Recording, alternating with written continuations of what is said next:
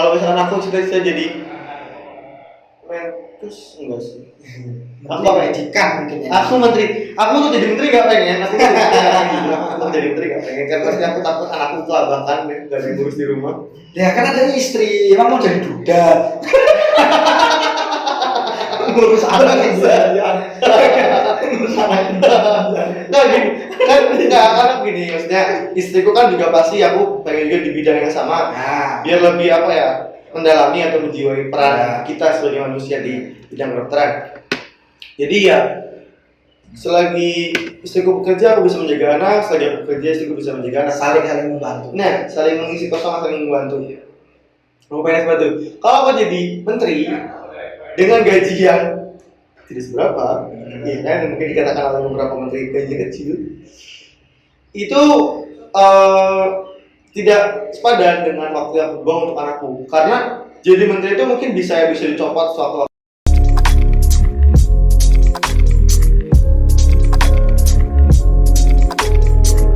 Oke, kembali lagi dengan saya Prosem di Sem TV. Kali ini kita kedatangan tamu nih, baru nih.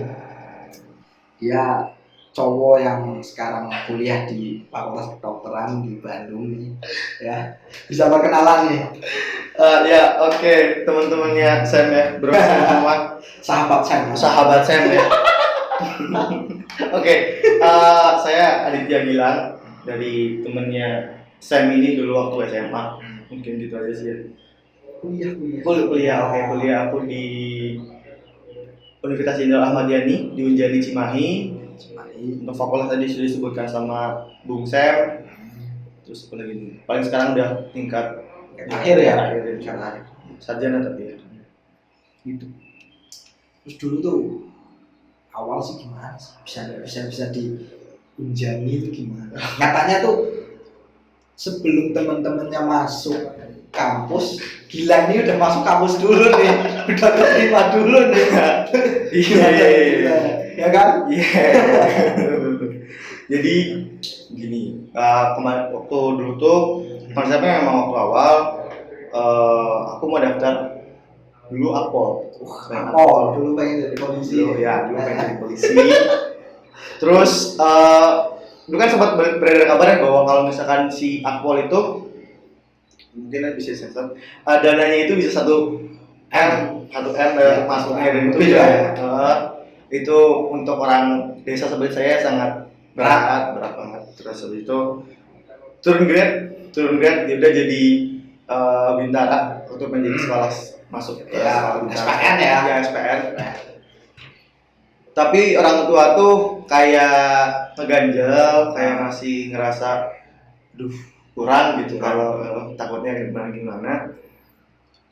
Berselang berapa minggu Bude orangnya saudara datang ke rumah ngobrol. Si Gilang mau jadi apa gitu. Tanya gitu. Iya, tanya gitu. Gilang jadi apa? Pengen jadi polisi, Bude. Aku bilang gitu kan. Aku bilang gitu.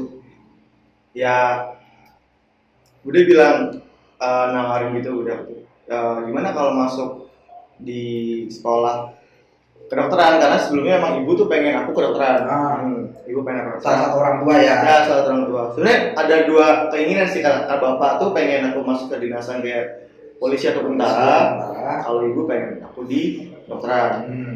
Oke, dari situ ibu langsung terima nawaran si saudaraku itu. Dan tempatnya di Cimahi. Waktu itu masih buka awal tuh PMDK bulan Desember. Bulan Desember aku langsung daftar semuanya segala macam. Itu pakai tes apa cuma raport. Terus raport baru di tes psikometri gitu. Iya. Terus sudah langsung ke bawah. Iya, gitu. Ya. Ya kan. Berarti kan nilai rapotnya termasuknya tinggi kan? Enggak. Mungkin aku tuh dikatakan orang yang beruntung. Karena pendaftaran juga belum terlalu banyak. Ya itu kan karena masih awal-awal, masih PMDK, belum terlalu terekspos ya. Dan kebanyakan orang Bandung itu pengennya di Unpad biasa. Negeri di Unpad gitu. Jadi mungkin pesannya masih belum terlalu banyak Ya, Kalau betul. yang pas PMDK itu kan. Betul. Walaupun memang anak-anak sana tuh sama guru BK sudah diarahkan untuk Ya, masuk ke untuk masuk ke Unjani. Mm-mm. Tapi kan sebelumnya nih, pada belum tahu nih Unjani itu universitas kayak gimana sih? Oke. Ya kan? Oke. Yang belum paham nih kan. Ya. Rata-rata kan pahamnya kalau Bandung Unpad, TP, ya kan Telkom. Bener. Unjani itu universitas yang kayak gimana sih? Oke.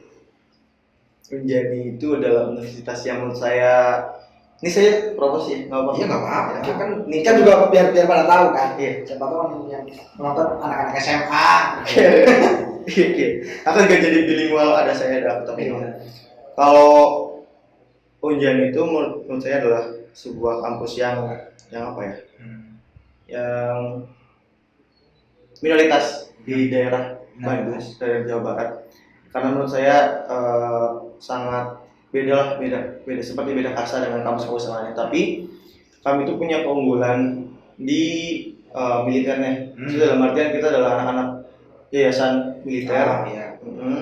Di dalam Madiani, di mana yang langsung dipegang langsung sama Kartika Eka Paksi. Dan mungkin kalau kalian tahu juga di Jogja ada di Jogja. UPN. Enggak, Unjani Jogja. Unjani. Dulunya Stikes Oh, sama iya. sekarang jadi Unjani Jogja dekat UMG. Tahu.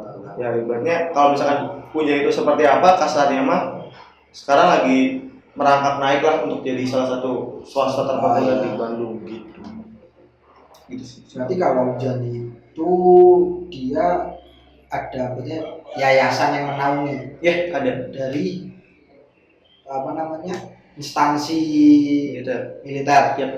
Berarti itu beda nggak sih kayak UPN juga kan apa ya kayak ada instansinya itu kan yayasan dari itu juga kan. Iya. Kalau nggak salah ya, nggak soal masalah bisa dikoreksi juga. Kalau nggak salah tuh UPN dulu itu milik TNI. Nah, TNI kan. Terus habis itu kalau nggak salah diakuisisi oleh pemerintah. Jadi negeri kan. Jadi negeri. Itu bedanya apa sama Unjani? Sebenarnya awalnya tuh apa karena UPN itu sekarang jadi negeri terus yayasan ini bikin universitas lagi atau gimana?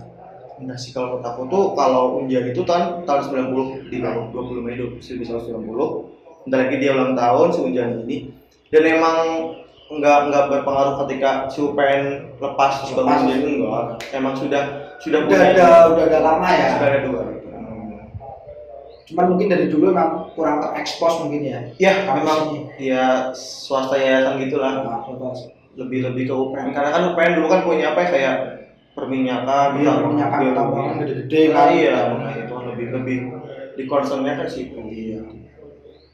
Tapi kalau Unjani sendiri itu ada berapa fakultas? Fakultasnya itu ada sekitar 7 fakultas dengan 21 sampai 22 prodi. Berarti hampir sama. Ya mungkin kayak universitas lain yang sudah banyak banget fakultasnya ya. Dan mendekati itu. Ya sebenarnya hampir sama sih sebenarnya kayak kampus-kampus lain, cuma mungkin dengan jurusan kan di UGM ya kayak beda lah, kita stratanya beda banget. Ya enggak lah, ya sama. Ya kan semuanya sama bro. Gila, sama rata. Gila. Kuliah semua sama rata. Iya kan? Iya emang sama rata. Ketika berbunyi, kamu lulusan mana? UGM bos. Kamu lulusan mana?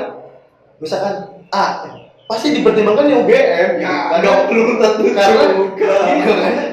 Sistem pendidikan di situ tuh ya beda gitu.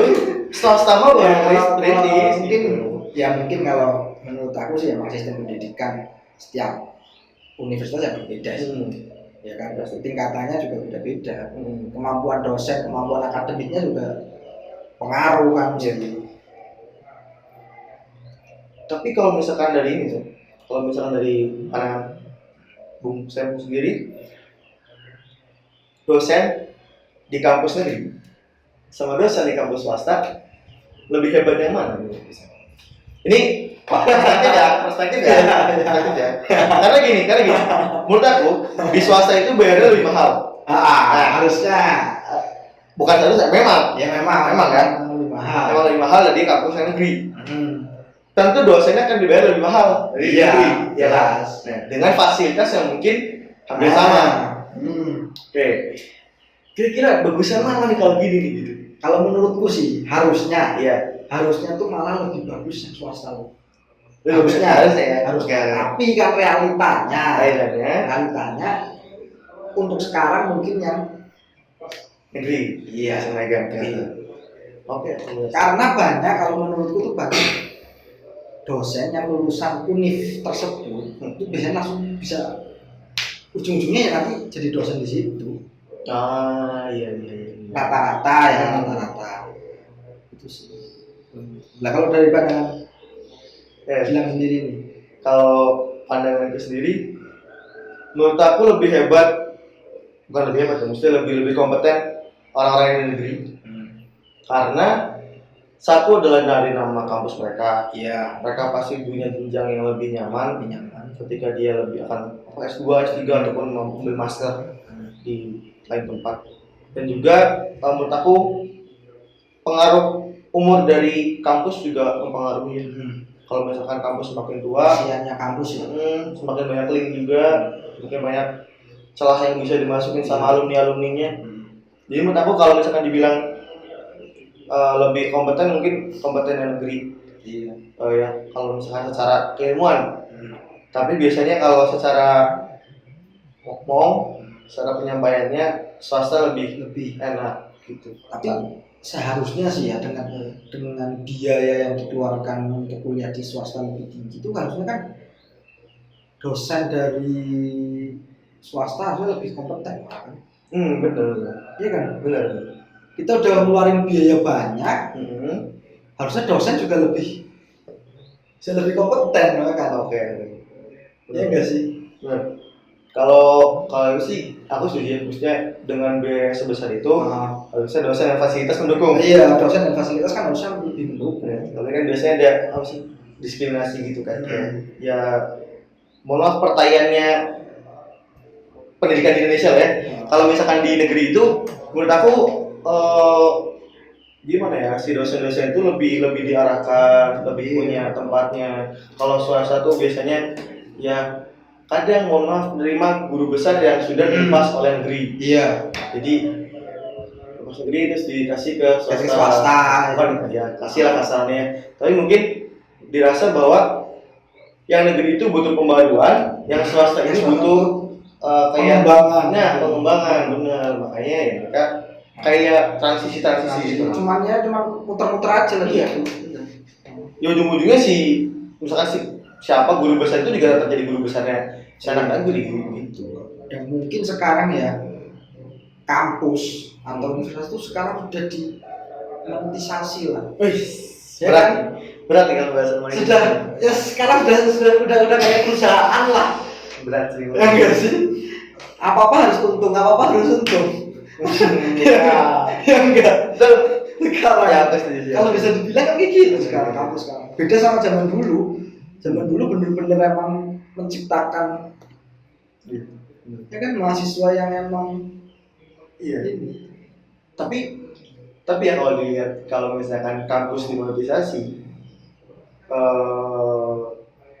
aku ambil contoh lah dengan kampus yang ada di sini.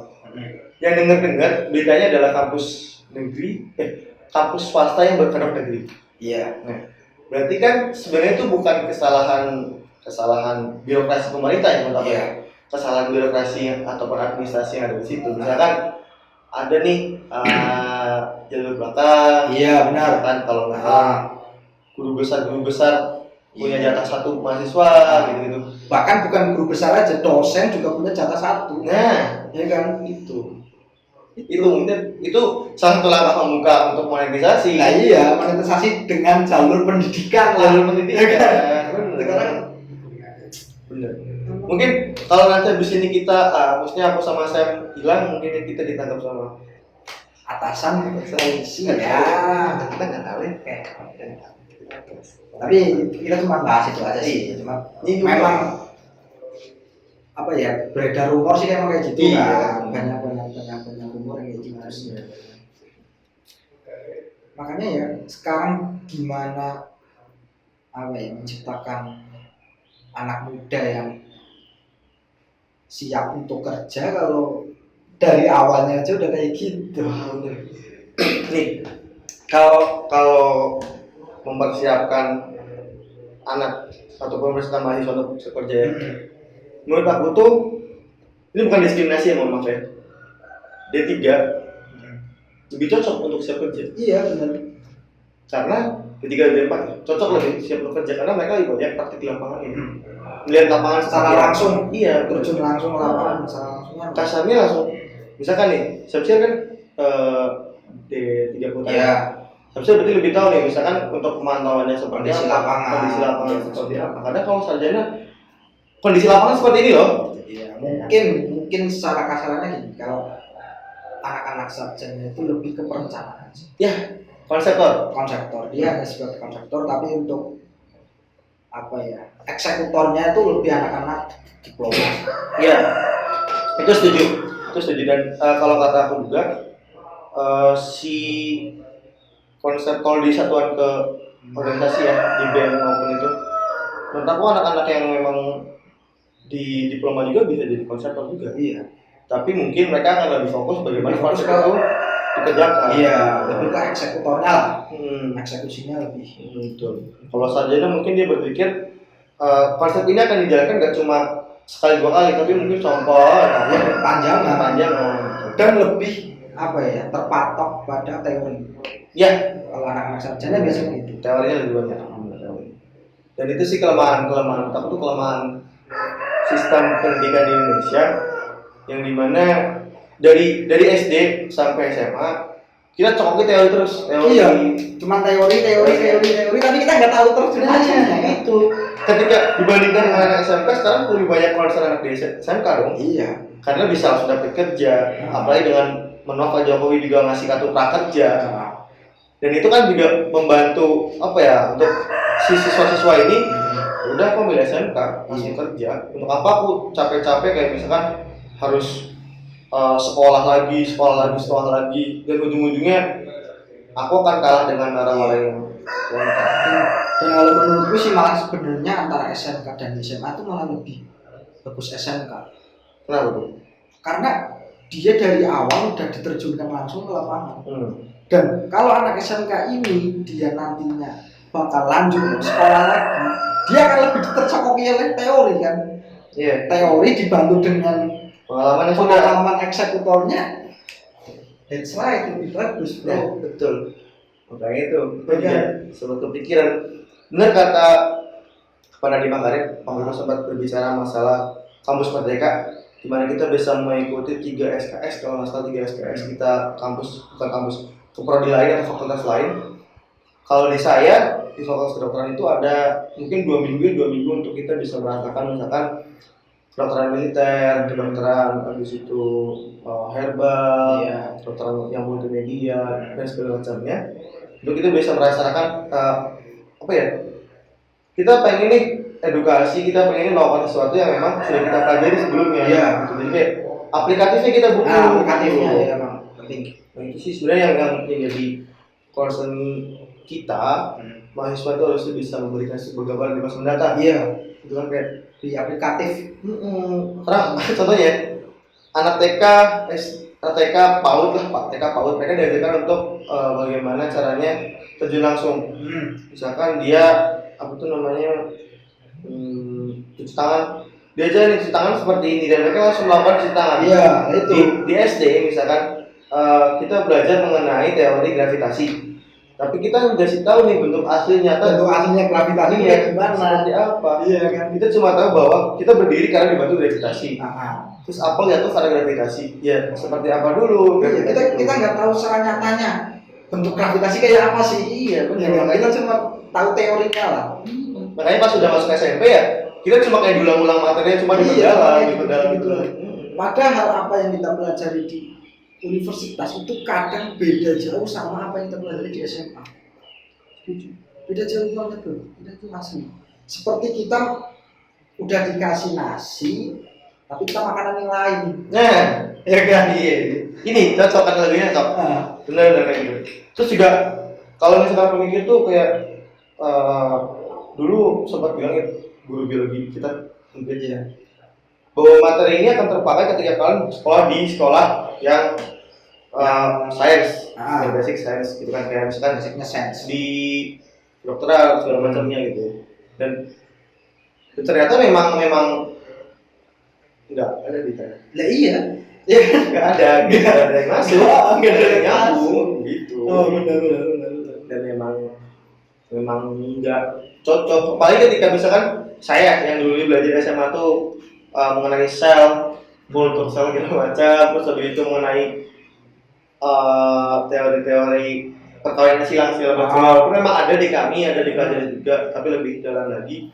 Tapi ya memang digunakan situasional gitu. Iya. Dan ketika seperti pandemi seperti ini kan ya kita sebagai mahasiswa ngapain, nggak ada apa. Nah, iya. Nah, aku juga merasakan gitu sih. Kita mempelajari tumbuhan di SMA, pas kita masuk di kehutanan, nggak kepake sama Iya, nggak kepake kan. Pernah ngiris pohon? Nggak pernah kan? Nggak kan anjing. Kampus tuh sama. Jadi kan tuh butuhnya kesinkronan gitu, kesinkronan antara kampus dengan pendidikan dasar. Nah, itu harus emang harus ada apa ya, ada saling terkait lah. Jadi apa yang kita baca di SMA ya kita nggak mau basir. Nah, itu ya itu sih. Makanya kan kalau misalkan di Eropa orang-orang tuh yang malas kuliah, yang malas sekolah ya udah mereka akan ketinggalan. Tapi yang mereka mau kuliah, mau sekolah, ya mereka bisa mengembangkan ilmu yang mereka dapat. Iya. Misalkan gini, aku tuh selalu concern dengan orang ngomong gini, si Mark Zuckerberg dan Steve Jobs, mereka selalu bilang kayak mereka putus kok dari kampusnya. Tapi kan kita lihat Mark Zuckerberg itu putus dari Harvard. Nah iya kan. Kalau kita putus dari kampus-kampus di Indonesia, belum tentu kan. Karena apa ya, kampus di Indonesia beda jauh sama yang di sana. Nah itu kapasitas mereka untuk masuk ke kampus sana aja sudah susah. Kalau di sini kan benar kata Bung Sam tadi. Iya. Monetisasi kan. Iya kan. Jadi sebenarnya tuh kalau misalkan harapan kita untuk bisa, ya mungkin Bung Sam nanti udah jadi kayak Pak Jokowi juga kan. Ya, amin. Udah jadi presiden gitu Amin. kan. Ya kan. Juga jadi Bung Sam jadi presiden. Bung Sam concern lah ke pendidikan karena menurut aku tuh Jepang ketika diserang bom atom mencarinya guru kan, berapa guru yang tersisa kan. Karena guru itu kan dasarnya gitu loh, memberikan dasar pada si anak-anaknya supaya lebih baik.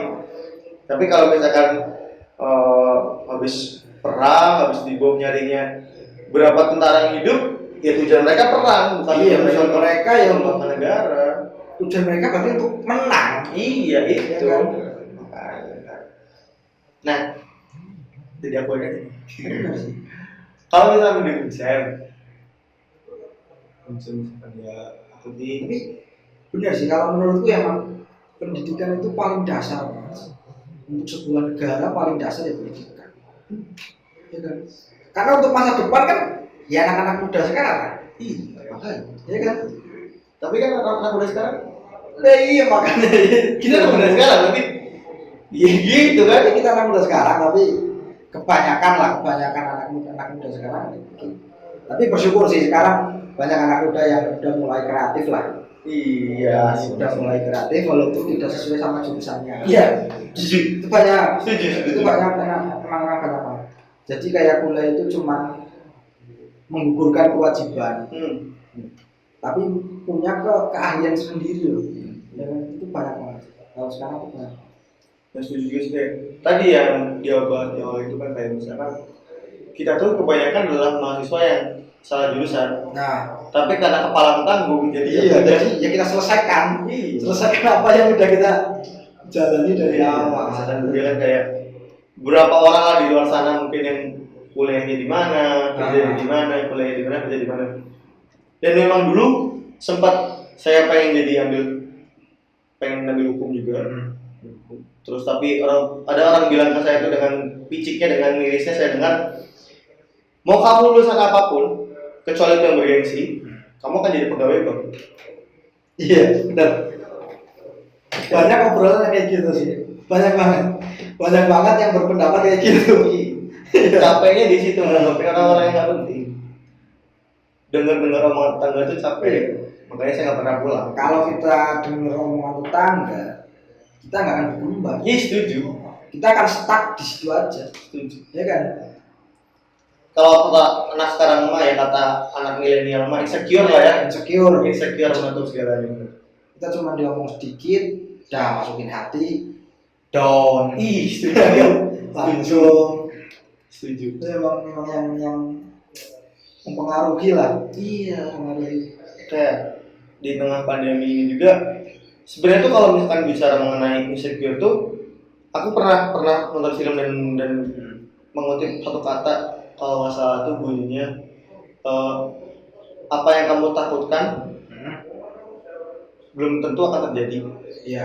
Tapi apa yang kamu harapkan belum tentu akan terwujud. Iya. Jadi ya intinya coba aja dulu semuanya gitu. Iya benar. Ya kan? Nah, Mau dikatain orang, mau insecure seperti apa sampai kamu mungkin ya orang-orang sekarang hobi mengatakan bahwa aku depresi. Bahwa depresi itu punya artian banyak. artian banyak gitu.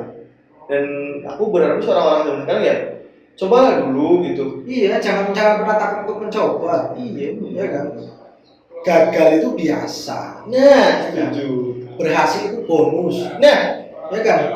Berhasil ya syukur, nggak berhasil ya kita coba lagi. nah betul. Berarti kan lebih kalau kata aku mah kita berkontrak dengan proses lah ya. Iya. Jangan berkontrak dengan hasil. Karena menurut aku orang-orang kerja yang di atas sana, emas gitu, dia lebih berkontrak dengan proses. Dia bekerja mengevaluasi prosesnya terus lebih baik. Gitu. Terus belajar dari proses-proses yang telah dilalui, dia menghasilkan kedepannya lebih baik. Ya. Karena memang manusia itu kodratnya itu nggak pernah puas dengan hasil. Ini yang berat sih. Ya kan? Berat. Manusia tuh nggak pernah puas dengan hasil. Makanya itu kita jangan bersahabat dengan hasil. Kalau kita bersahabat dengan hasil, kita stuck di situ. Ya enggak? Kita udah dapat hasil kita, ya udah. Kedepannya kita nggak tahu. Iya. Dan kalau kerja berdasarkan hasil juga jadi kayak malas-malasan. Kalau misalkan hasilnya turun, down. Tapi kalau kita bersahabat dengan prosesnya semakin sulit, malah kita semakin senang. ya betul. Iya enggak? Itu makanya. Jadi kayak apa ya? Kita tuh meniti dari nol tuh meniti dari nol. Iya. Benar juga gitu kan. Tapi ya melihat orang-orang, contohnya aja lah, orang-orang tuh lebih suka, mohon maaf ya, mungkin begini kontennya Bung Sam dan teman-teman juga yang di sana, YouTube, ya kan, gimana caranya YouTube dapat subscriber viewer, nah, kan, dengan mungkin cara-cara ada yang clickbait, ada yang cara-cara sambil beli, ya seperti itu kan, itu menurut apa mereka pengen cepat dengan cara kaya. Pengen kaya dengan cara cepat. Cara instan lah. Iya, dikembalikan. Dan mungkin itu menurutku tuh sih sampah banget sih. Ya kan? Kalau dia cuma pengen dapetin hasil secara instan, sampah. Itu, ya kan? Buat apa mereka tuh cara instan? Instan cukup mie aja tuh instan. Ini sadar. Makanya kan aneh gitu kan ketika melihat orang-orang tuh kontrak dengan hasilnya nggak sesuai, mereka ubah langsung down. Iya, segala macam. Kadang dia nggak pernah berusaha untuk bagaimana caranya ini terus berkembang. Itu. Dan bisa diambil contoh juga kayak politisi selalu berkontrak dengan hasil, ketika mereka tidak terpilih mereka depresi. Iya, nah itu yang salah sebenarnya seperti itu. Kalau kata aku mah ya mending kita misalkan ngeluarin uang untuk campaign, untuk mengkampanyekan diri sendiri, ya sudah, kita yang penting kampanye, kita bisa lebih dekat ke masyarakat, ambil hati masyarakat. Iya, kalau nggak digital itu ya berarti memang dibutuhkan waktu lagi untuk kita lebih dekat lagi. Iya, itu. Mungkin Samsir juga Bang Sam nanti mungkin insya Allah acara menjadi empati kan ya. Insya Allah empati berbangga, ya kan. Cuman ya kalau emang kita mau terjun ke dunia politik kita harus siap mental sih. Oh, setuju. Aku setuju. Penting banget mental sih, setuju. Ya kan, kita harus siap terima hujatan masyarakat sekarang jadi politik lah ya. Iya. Sudah politik harus kita siap terima hujatan. DPR berarti. Iya. Seperti DPR. Iya, kayak gitulah. Dewan Pengkhianat Rakyat. Bener nih, kan kita kan lagi kan gara-gara pandemi. Terus bikinlah hashtag, ada hashtag bermunculan mahasiswa lagi ngapain, banyak banget di Twitter gitu kan. Terus ujung-ujungnya bener-bener mempertanyakan mahasiswa itu kemana, ya kan? Apakah tidak aware dengan kebijakan pemerintah yang baru? Ini sebagai ketua BEM gimana? Ya kan? Dengan adanya hashtag itu, adanya cuitan-cuitan dari masyarakat yang mempertanyakan kemana sih mahasiswa selama ini, ya kan? Yang apa namanya pandangan masyarakat itu bahwa mahasiswa itu kritis, mahasiswa itu anti pemerintah, anti pemerintah. Itu gimana? Anti liberal. Iya, gimana pandangan dari BEM sebagai ketua BEM lah. Waduh, berat ini. Ya kan jarang sekali kita ngobrol sama ketua BEM loh. Oke. Jadi kalau misalkan dikata mahasiswa itu hilang, teman-teman mungkin tidak kritis lagi gitu. Sebenarnya enggak. Cuma menurut aku tuh kita sedang mempersiapkan strategi terbaik. Dalam arti kayak kami dari mahasiswa kedokteran juga mempersiapkan mengenai isu iuran BPJS akan meningkat. Iya, BPJS meningkat. Omnibus Law. Itu banyak banget tuh kan. Banyak. Yang sangat mengganggu mahasiswa sebenarnya Omnibus Law sih. Iya. Tapi aku tuh bingung kalau dari pandangan kalian. Oke, dari ada Bang Mungkin. Si Omnibus Law ini kan berhubungan dengan pekerja, dengan buruh. Dan mengapa mahasiswa itu selalu menyuarakan seperti itu nih? Ya, mungkin karena kalau yang aku dengar ya, karena Omnibus Law ini kan nanti berpengaruhnya kepada bagaimana cara kita bekerja. Kan katanya kalau Omnibus Law itu nantinya kan kontrak, sistemnya kan kontrak itu dengan perusahaan, jadi tidak tetap, bukan pegawai tetap ya. Mahasiswa mesti kan takut dengan hal itu untuk kedepannya, ya kan, persaingan semakin ketat dan nanti takutnya ada PHK kalau misalnya nggak sesuai dengan apa yang diinginkan perusahaan. Kan lebih ke situ sih. Mahasiswa takutnya lebih ke situ. Jadi kalau menurut aku tuh sebetulnya kalau dibilang persaingan lebih ketat, tentu lah. Masuk datang persaingan lebih ketat. Iya. Kayak sampai ada orang-orang yang sebelum tahun ini, tahun belakang mereka mengatakan bahwa ada beberapa pekerjaan yang akan diterima di masa mendatang. Misalkan kayak teknik mesin, teknik elektro, terus habis itu mungkin dengan bidang-bidang lainnya. Dan aku juga cukup concernnya mengenai Omnibus Law ini adalah mengenai bukan kontraknya, tapi mengenai batasan jaminan kerja. Jaminan kerja. Itu juga pengaruh banget. Ya, itu karena menurut aku tuh kita bahkan PNS katanya akan kontrak juga, tapi iya, di kontrak juga. PNS kontrak juga. PNS kalau nggak kontrak sampai untuk kedepannya pandangannya ya gitu sih. Dari pemerintah pengennya kontrak. Nah, itu kan juga memberatkan kan? Memberatkan banget sih. Dengan kontrak seperti itu. Terus habis itu banyak sekali mengenai jaminan kerja yang mungkin agak sedikit memberatkan atau seperti apa. Ya, contoh ini mah amit-amit ya.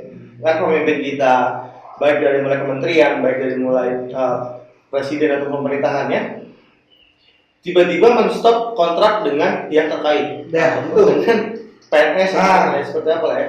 Bagaimana dilulukan zaman dulu PNS oleh orang tua kita. Iya. Kayak kalian harus zaman lah. Iya. Zaman lah. Kalau bener kayak kalian harus jadi PNS, harus jadi pegawai katanya. Ya, kalau dulu mungkin cocok gitu. Iya. Kalau sekarang ya kalau emang dengan sistem Omnibus Law ini menurutku merugikan kan. Nah, usia itu kan mesti ada masa aktifnya. Ya, betul. Paling dia sampai umur berapa puluh tahun lah, dia bisa aktif terus. Kan takutnya kan nanti udah pada masa stuck, dia udah nggak bisa aktif lagi dalam kerja, dia bisa diputus kontrak. Ya, sebelum dia pensiun, sebelum dia masuk masa pensiun itu loh. Betul. Yang seharusnya bisa juga dilihat dari progres kinerja dia. Ya, iya kalau kinerjanya bisa menurun itu kan ya kita terganggu lagi nanti ujung-ujungnya pengangguran lagi kan. Pengangguran ketika mending umurnya masih 20 20 40 ya kan? Apa yang menerima coba? mau jadi apa mereka 40 kan? Perusahaan juga pasti menerima ya.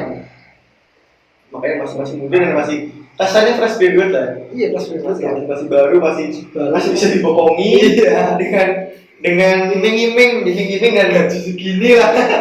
Iya, aneh sih. Kalau dipikir-pikir ya itu sebenarnya kayaknya. Mungkin dari Bung Simon juga ada sempat untuk soft skill yang bagus, pelatihan soft skill seperti itu kayak misalkan negosiasi untuk diskusi segala penting kepemimpinan seperti itu kan ya.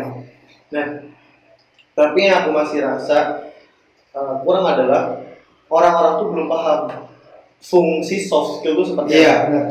Yang dilakukan kan hard skill. Hard skillnya. Paling dasar, pertanyaan paling mendasar, IPK berapa sih? Ya iya.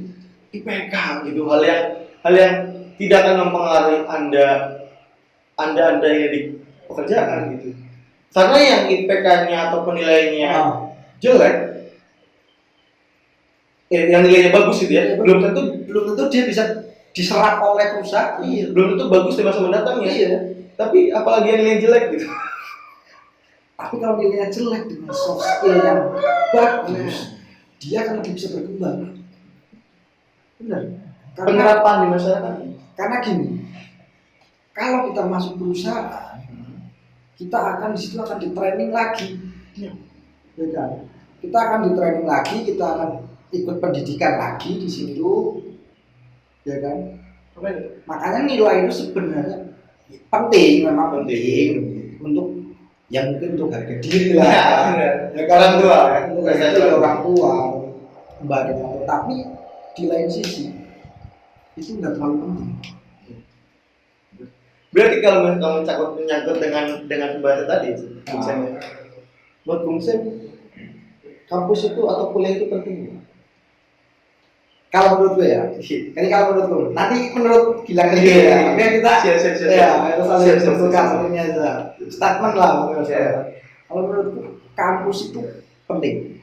Kampus itu kenapa? Penting. Karena gini, kita berkembang.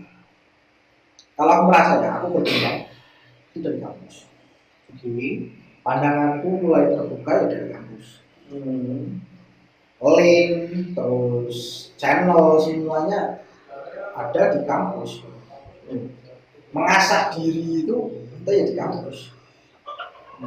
Selain kita mendapatkan ilmu yang kita pelajari di situ, kita juga belajar bagaimana mengembangkan diri agar kita tetap bisa proses terus. Jadi menurutku ya kampus itu penting. Kampus itu penting. Kampus itu penting. Berarti kampus itu sama dengan kuliah kan maksudnya? Iya, kuliah itu penting lah. Kuliah itu. Keren sebenarnya ya. Dunia kuliah itu sebenarnya penting. Sekarang ini orang anak SMA sama anak kuliah pandangannya berbeda. Beda. Pasti. Iya enggak? Betul. Anak SMA langsung kerja sama nanti anak kuliah langsung kerja pandangannya beda. Betul. Bagaimana dia memandang ke depan itu udah beda. Itu yang kita pelajari di kampus di dunia.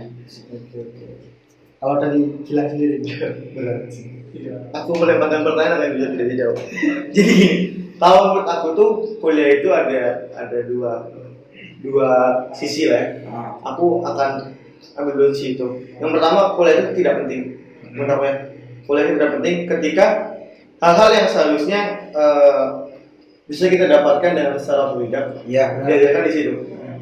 Contoh, ada beberapa prodi yang bisa kita pelajari. Misalkan gini, dosen datang ngasih tugas.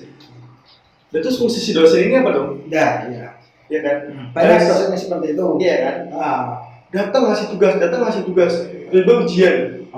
Berarti siswa nggak perlu, intinya sebenarnya nggak perlu langsung kuliah ya, nggak perlu kuliah itu. Yang penting udah dikasih tawarannya. Kamu belajar ini, buku ini udah selesai.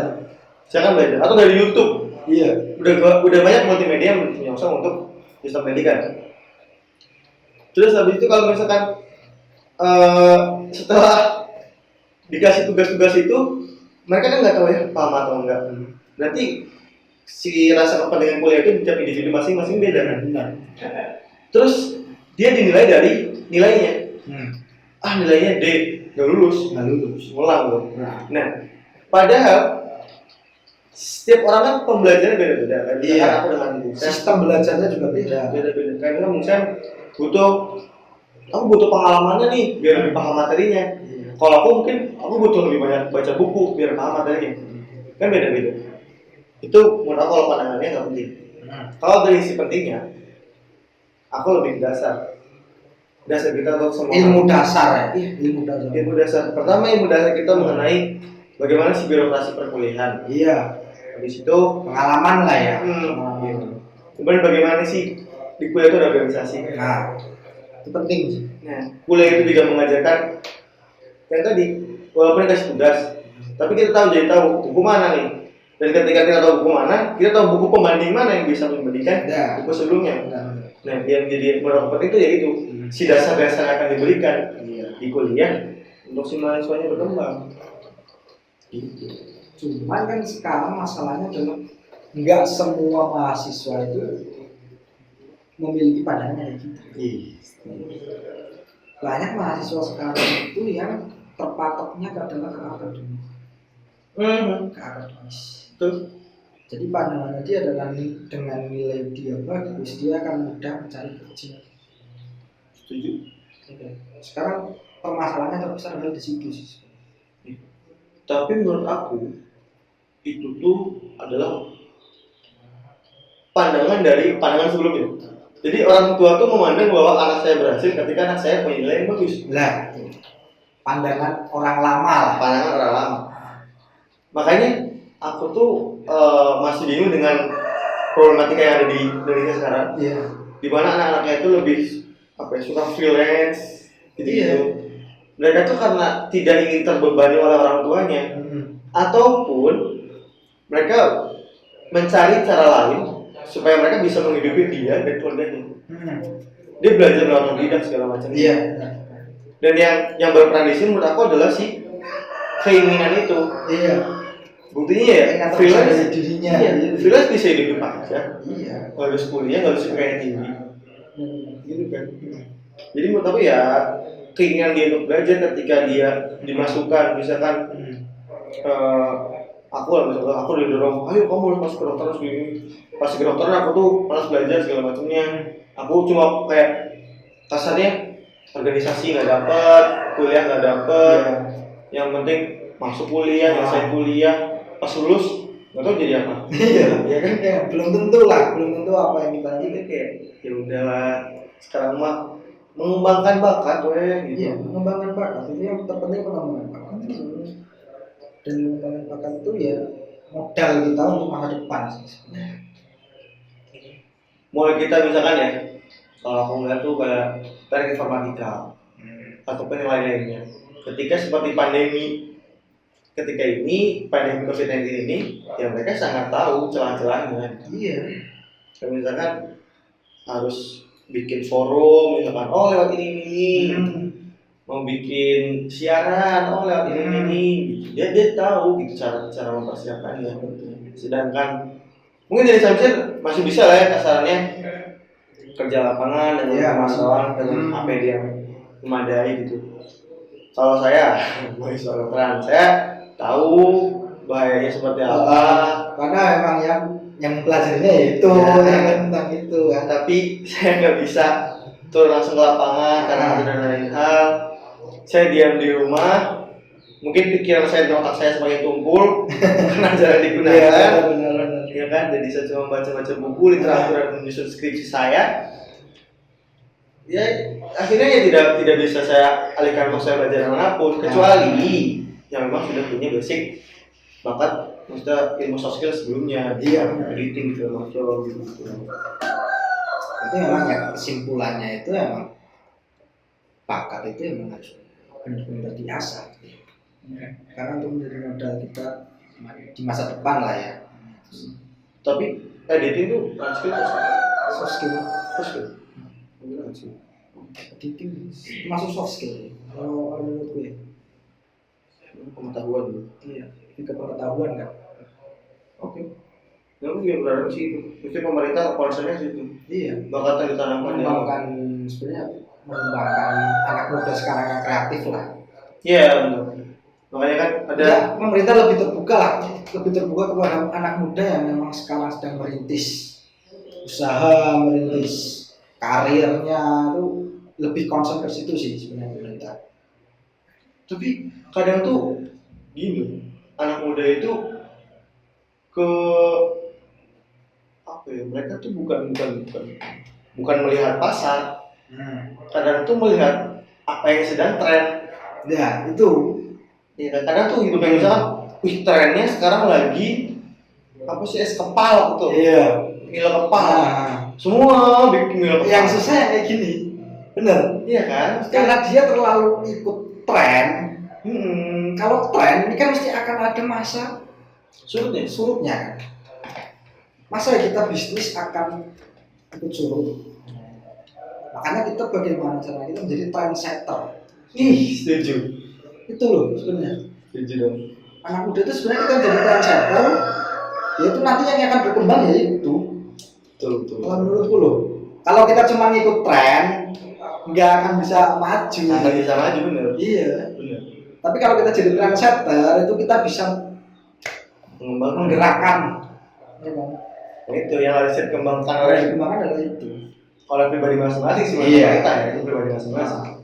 Kayak sekarang mah kita ngikutin contoh ya, ngikutin apa sih style orang-orang barat. Dibilang itu tren di barat, Iya. tapi kan nggak tren di sini. Iya. Dan dia akan mengalami judging oleh orang-orang. Nah. Apa sih gaya apa sih gini? Iya. Tapi dia kan membuat blokade kayak anti mainstream ya. Iya. Karena mainstream ya. Dan ambil contoh lah bawa TikTok, bawa Alpenibel. Iya. Dia dulu jadi trendsetter kan. Ya, Iya kan. ternyata karena keanehannya di TikTok. Diperbincangkan. Iya. Kan? Tapi malah sekarang, malah TikTok sekarang malah Ngetren. trennya itu yang Jadi aneh gitu. Maksudnya Indonesia tuh suka menjilat ludah sendiri. Kalau kata orang. ya kayak dulu aja lah kita lihat Raditya Dika dia mulai dari YouTube. Ya. Ya kan. Dulu belum ada yang jadi YouTuber. Ada tapi beberapa. Iya ada beberapa. Kan yang paling terkenal kan Raditya Dika. Dan sekarang YouTube sekarang jadi apa? Trending banget kan sekarang. Itu lebih dari TV, Bos. Lebih dari TV. Lebih dari TV. Nah itu. Makanya. Bagaimana kita jadi trendsetter ya? Nah itu. Ujung-ujungnya sampai sekarang ya Raditya Dika tetap berkembang kan? Iya. Nggak pernah surut. Karena memang dia melihat pasar, Iya. dia tahu pasar itu sedang seperti apa. Iya tahu. Berarti dia punya pandangan ke depan itu bakal kayak apa? Itu loh. Yang penting kan gitu. Tapi ya susah sih untuk membangkitkan sini. Nah itu yang susah anak muda sekarang gitu. Kalau dia melihat apa sih kayak pakaian yang semakin Iya. seperti itu ya, aku juga Yang nggak paham sih. Bener kata Gilang tadi. Banyak anak muda yang instan, sukses dengan instan. Ya itu kita dengan mengikuti tren itu kita kaya dengan instan. Tapi nanti ada surutnya. Pas surut kita tidak mempersiapkan. Pas surut kita nggak mempersiapkan ke depannya. Lah itu yang susah kayak gitu lah. Kayak misalkan pandemi ini, yang mohon maaf juga mungkin buat para pejuang yang dari mulai yang mempersiapkan APD-nya, masker, untuk menjahit segala macamnya, dia mungkin sudah dapat orderan banyak nih. Iya. Tapi kemudian setelah si pandemi ini selesai ataupun kita sudah bisa bersahabat dengan pandemi ini,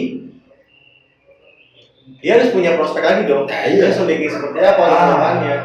Apakah dia akan tetap menerima pesan-pesan atau dia akan membuat Nah itu sistem open tender atau seperti apa? Kan harusnya mereka sudah mempersiapkan gitu. itu Karena pasal surutnya tuh pasti ada. gitu.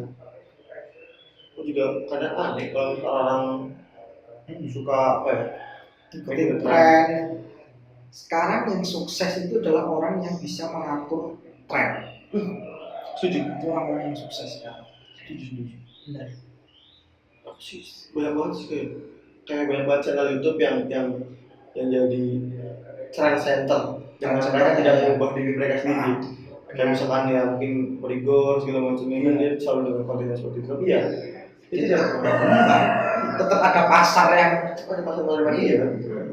Tidak, aku tuh kerennya mereka gitu. Kayak contoh deh, Uus, si Bang Uus itu kan kayak dia tuh berapa konten dia coba kayak misalkan ya ngobrol dengan orang, terus bikin konten kenalan segala macamnya.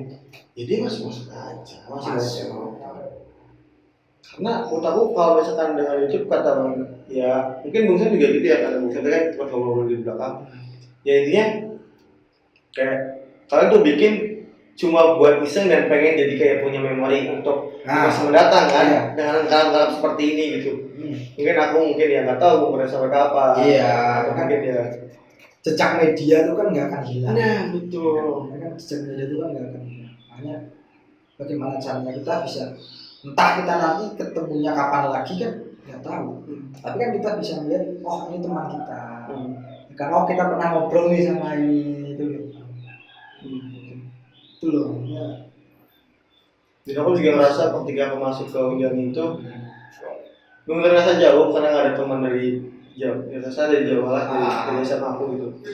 Dan anggapan memang tadi mengenai kampus Unjani seperti terasingkan di Bandung ya memang karena jaraknya jauh. Iya, jaraknya jauh dan berbeda kota dengan kota-kota yang ada di Bandung. Dan orang Pamor lah ya, orang Pamor ceritanya kan kenal lah. Dan aku tuh berarti gini, ketika teman-teman semuanya ya kadang kan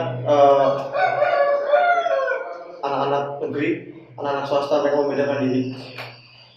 Ada yang masuk kampus, aku tuh sangat miris. Ada yang masuk kampus dengan mengandalkan nama si kampusnya.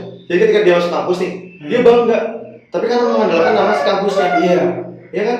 Contoh jual nama kampus lah. Jual nama kampus nih. Aku jasa ini. Dan aku ketika kayak gitu sih kan, ketika aku masuk ke Unjani, ke swasta, aku tidak mau mengunggulkan, tapi aku akan mencoba bagaimana caranya si Unjani ini aku tarik dengan kemampuanku yang seadanya ini untuk menjadi kampus yang unggul gitu. Iya. Kampus yang dipandang oleh kampus-kampus lain. Karena menurut aku ya, kalau setiap tahunnya, setiap angkatannya mereka, ini loh kampusku, gitu kan? Iya. Bukan, aku dari kampus ini loh, gitu. Kalau misalkan aku terus-terusan, ini loh kampusku, ya kampus itu akan turun dong. Iya benar. Tapi kalau aku juara dari kampus ini, tentu kampus ini akan naik dong. Iya. Aku penggerak dari kampus ini, iya kan?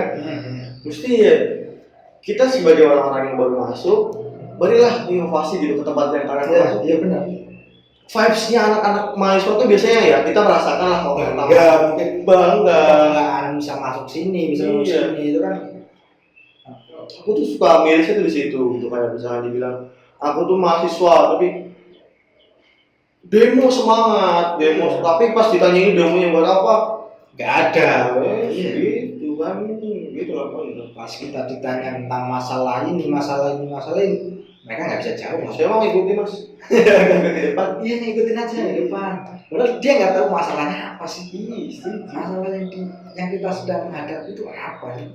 Kadang merasakan saya gitu. Aku lagi demo sebenarnya. Berarti kan kesimpulannya gini. Berarti kesimpulannya tuh kita jangan membanggakan diri kita dengan membawa nama kampus. Tapi setidaknya kita bisa membanggakan diri kita itu dengan bisa membawa nama kampus kita juga ikut dengan prestasi kita. Iya, dengan prestasi kita kan. Apa yang kita bawa itu nama kampus kita juga terbawa itu. Benar. Kalau kita punya prestasi ya kampus kita punya prestasi. Jadi gimana nih bilang kalau nanti kedepannya tuh mau gimana sih Stalus? Stalus karena masih 2 tahap nih. Iya. Tahapnya sarjana, terus tahap koas, terus tahap internship. Yang ditanya yang mana? Semuanya. Semuanya. Oke, kalau misalkan keseluruhan lah nanti. Iya. Untuk depan. Ya, sampai ke depannya tuh. Kalau prospek sekarang ya terdekat menyelesaikan tanggung jawab dulu. Iya. Nanti koas 2 tahun, insya Allah ya diselesaikan tepat waktu. Iya. Dan berharapnya sih udah mulai dapat job lah ya. Gila dapat kerja. Ya mungkin sedikit bicara atau mungkin materi ataupun segala macamnya, kemudian bisa ambil S2, insya Allah insya Allah. Ambil S2 atau ambil spesialis? S2 spesialis itu setelah kita jadi dokter. Ya kan? Ambil S2, pengennya saya ambil S2 pas lagi keadaan insya Allah. Terus habis itu kan habis pas disumpah kan jadi dokter, baru internship. Setelah internship selesai, baru ambil spesialis. Nah untuk jadi spesialis nggak tahu nih, tergantung masih mendatang karena biayanya. Yang biaya juga sih, emang spesialis kan biaya emang sekarang mahal banget sih. Tapi kan sebenarnya ada beasiswa dari rumah sakit kan kalau untuk kuliah spesialis ya. Betul, ada. Ya, ada Utang ada, harapan itu juga ada.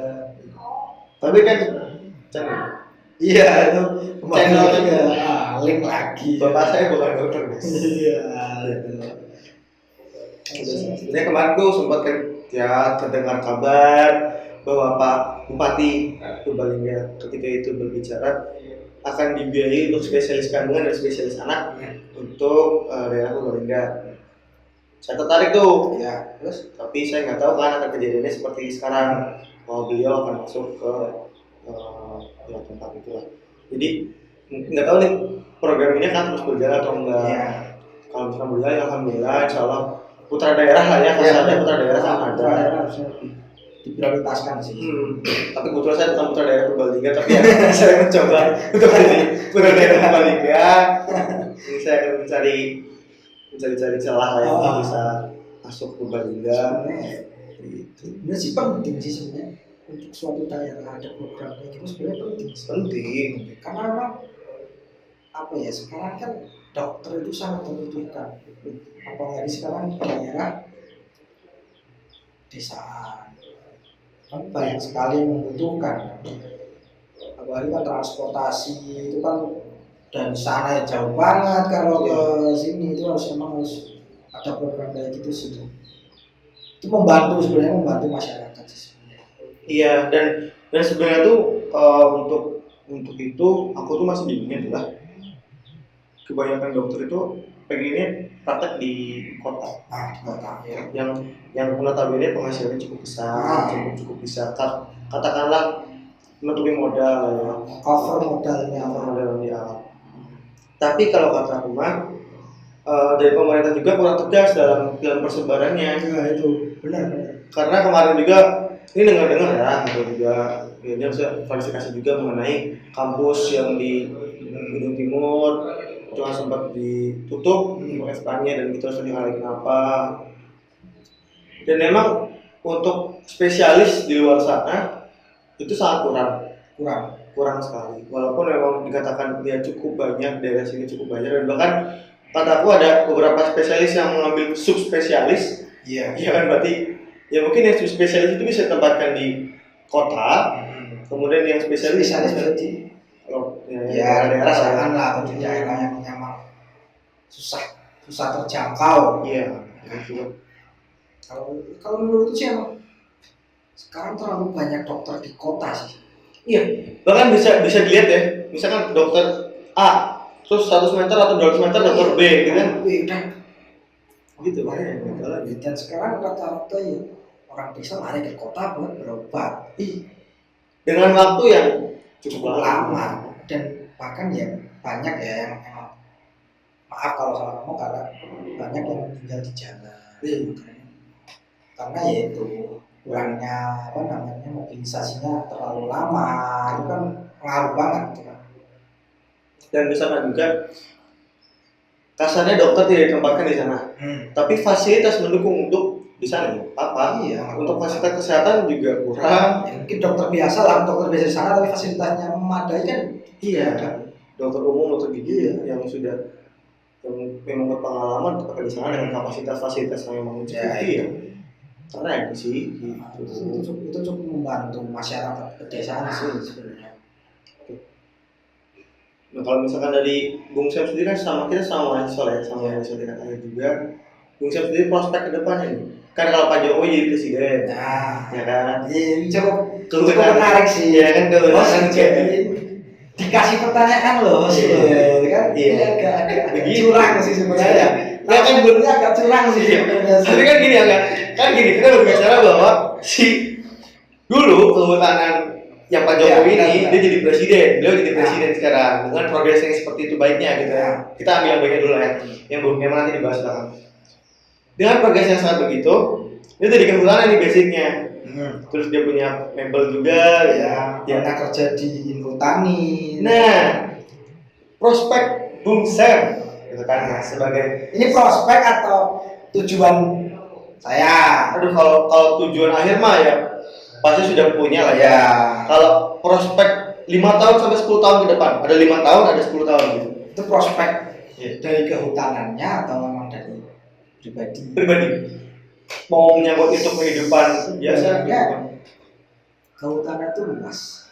Ya, mereka bisa ada di pemerintahan, bisa ada di swasta, bahkan bisa menjadi seorang freelance. Freelance. Ya kan? Oke.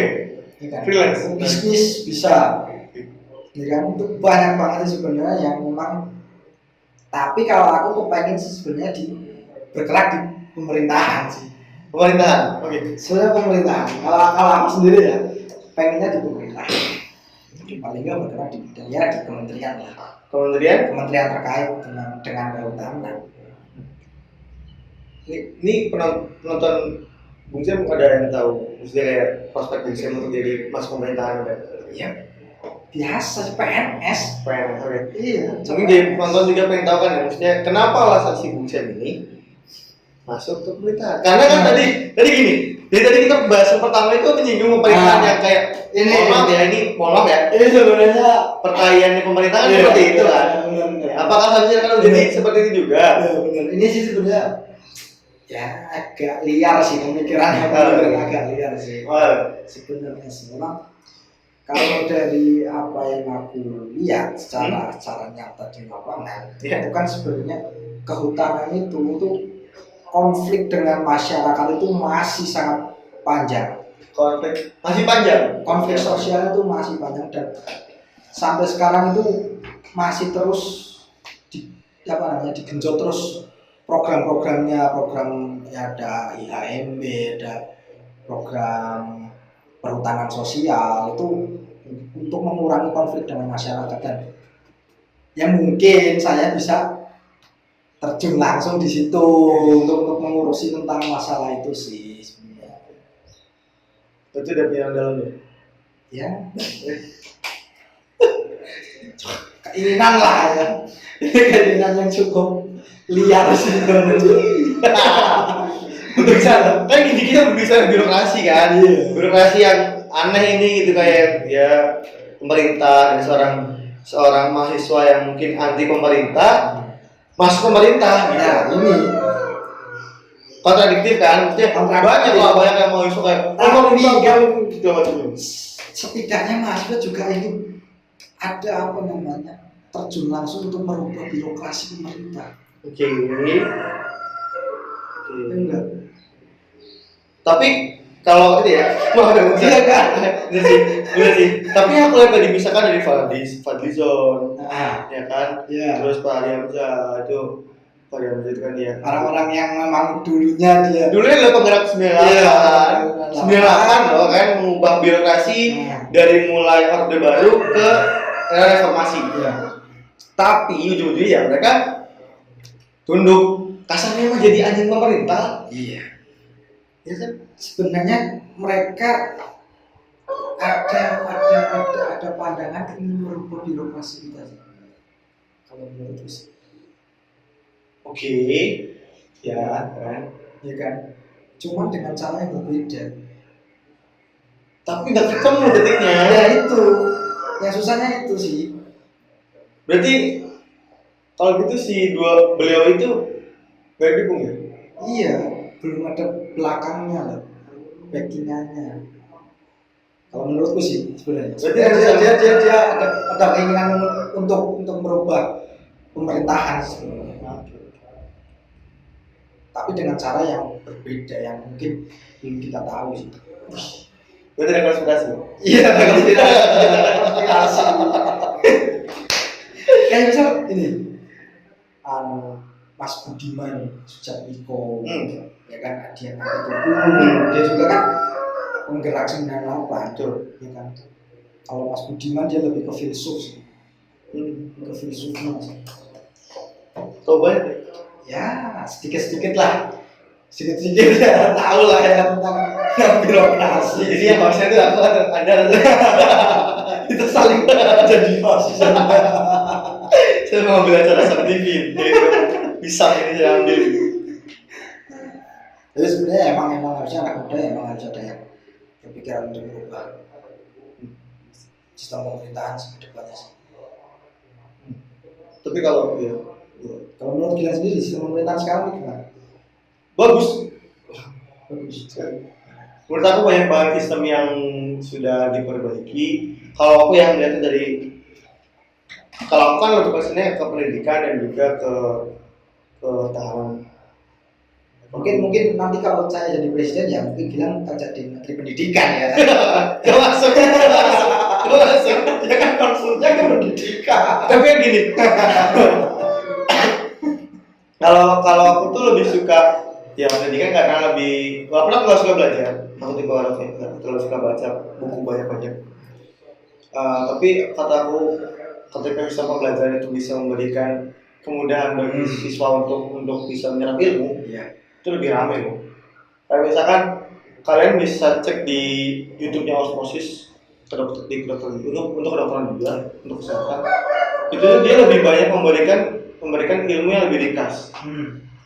Memang benar kata orang bahwa generasi sekarang itu adalah generasi yang suka kesimpulannya. Padahal media kita manipulatif, bisa manipulasi data. Nah tapi yang kataku, kalau di kedokteran itu dibutuhkan karena kalau kita baca semuanya, nggak akan cukup waktu kita untuk baca semuanya. Jadi kita berarti ada beberapa sumber yang sudah ringkas dan sudah siap kita pelajari dengan mudah gitu. Kalau misalnya kita belajar mudah, misalnya satu buku tebal halaman 100 lah atau 200 halaman, kita bisa baca dengan baik.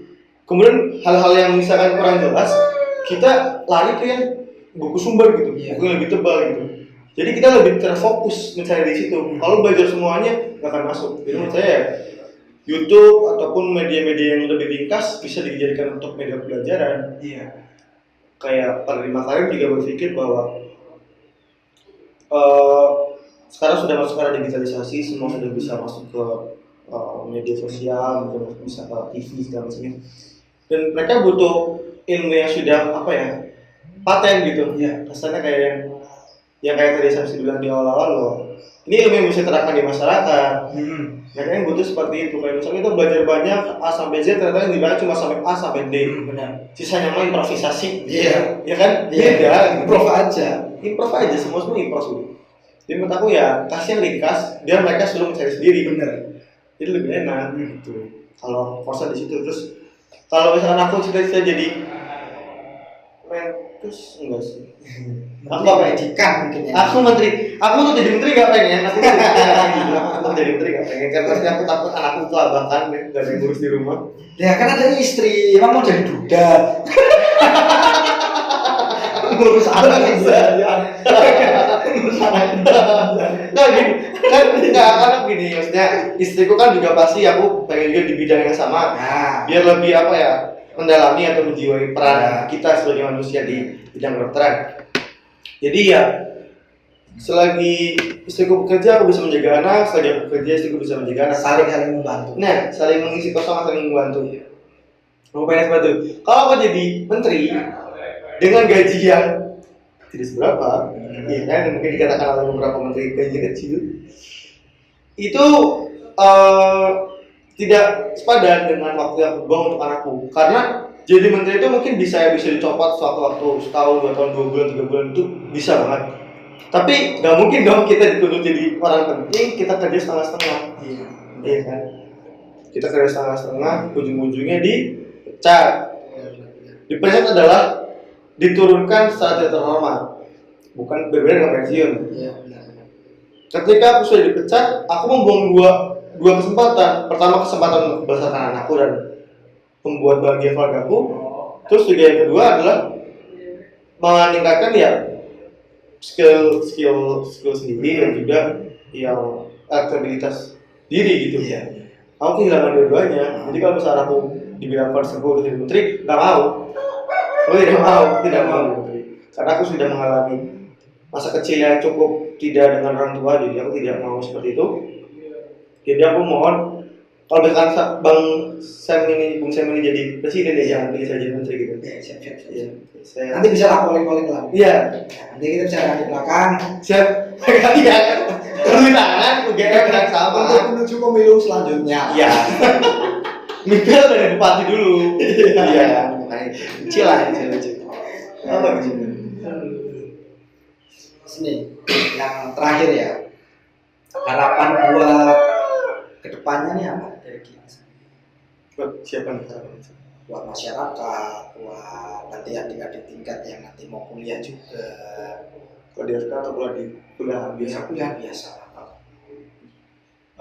Kalau pesan masyarakat pertama mengenai pandemi ini kita sudah jaga jarak ya. Kita nggak pakai kursi sama kita jaga jarak. Terus habis itu kita tadi sudah pakai sanitizer juga. Himbauan untuk masyarakat lebih menghargai apa yang sedang dikerjakan oleh pemerintah, lebih menghormati apa yang jadi kepentingan bersama. Terus juga jangan pernah mencela ataupun menjudge pekerjaan seseorang karena kita nggak tahu kan kerja kerasnya beliau kan mereka untuk mencapai puncak itu bagaimana. Dan juga untuk adik-adik tingkat yang mau mendaftar kuliah mungkin ya yang mau di negeri mau di swasta itu sama, nggak ada bedanya. Tinggal bagaimana kitanya sebagai mahasiswa itu berkembang.